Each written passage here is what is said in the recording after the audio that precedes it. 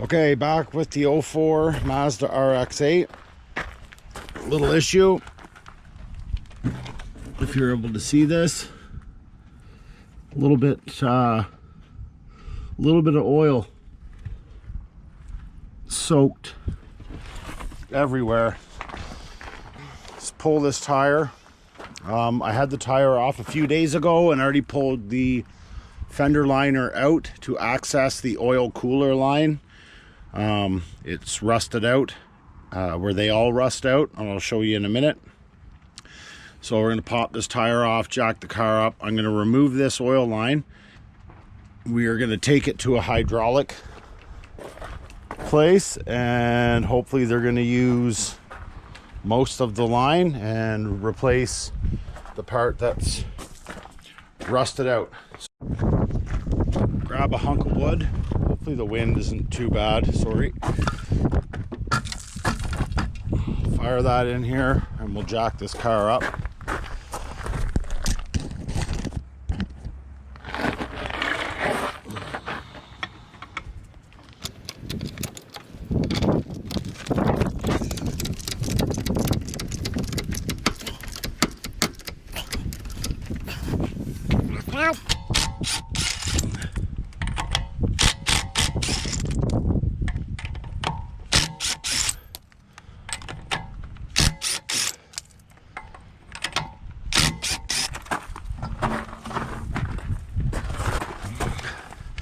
Look how wet this is.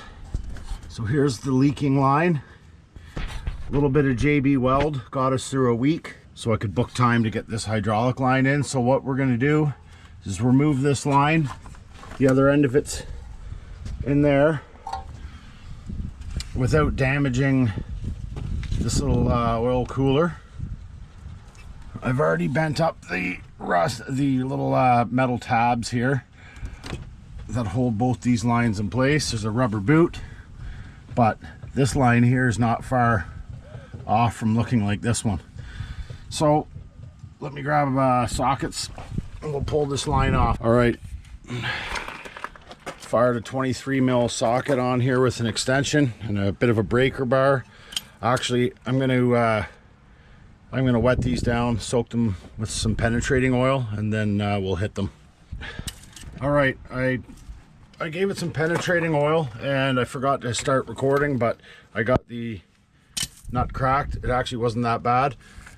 I'm going to grab a little pail, stick it under here because we've got oil. Some messy stuff here. All right. There's one washer. And the other one for me is still on here. And it'll have to be, I'm going to replace these washers.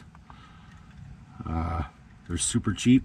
Sometimes people will get away with just cleaning them up and then scuffing the surface again, so it's got something to bite onto, but it's right there, dead center. So I got to crack that and then feed this oil line through. Okay, well, that's the right one.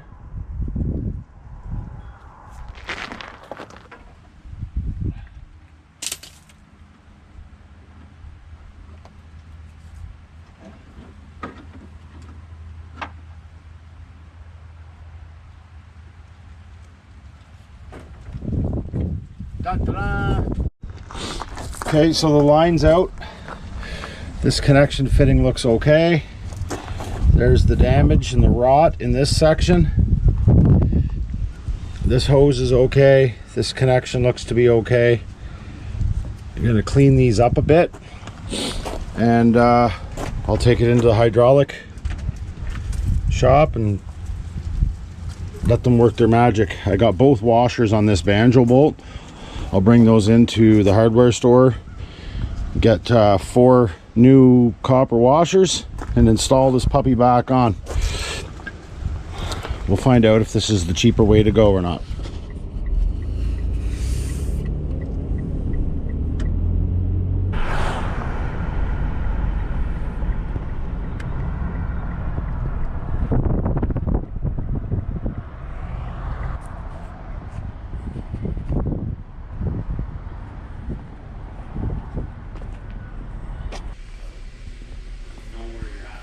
Huh. These units.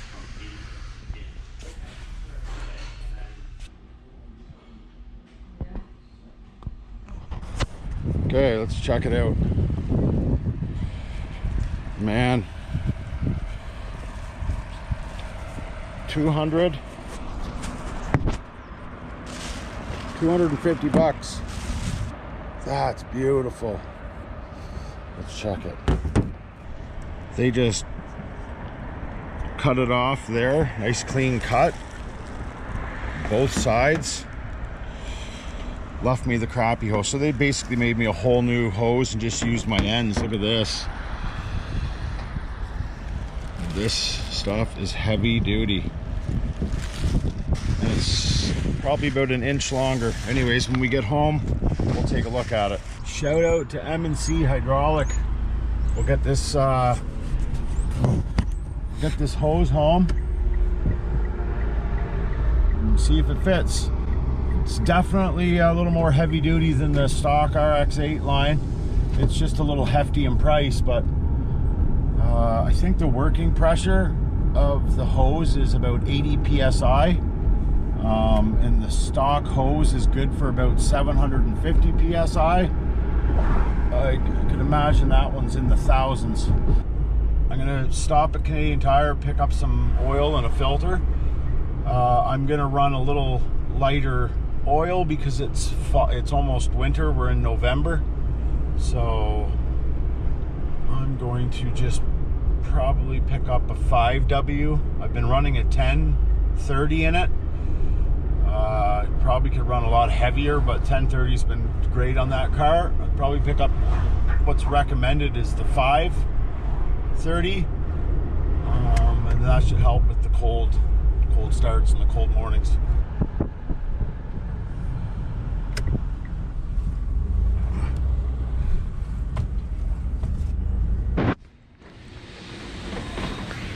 High mileage, it's a synthetic blend. What do they have it on for? Ooh, man, stuff's just gone up. CAS 6607, 5W30. Whew. We are gonna run a 5W for the winter. All right, just quickly, I'm home. Here's the new hose.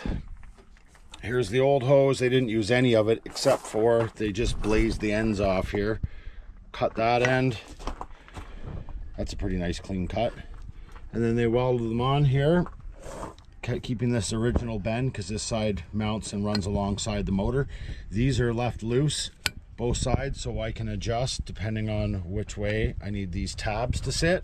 Same with this end. These are loose. I can tighten them up. I just have to rinse this hose out because I found some brass.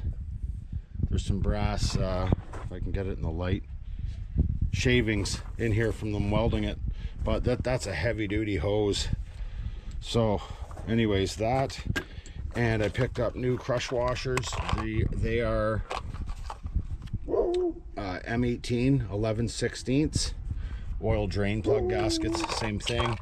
Here's an original one. Here's a new one. Put them on top of one another. You see the exact same. So you'll need those if you're gonna not reuse the old ones. Then I'm gonna do a quick oil change while it's up and get the winter tires on. And then this thing's ready for the snow.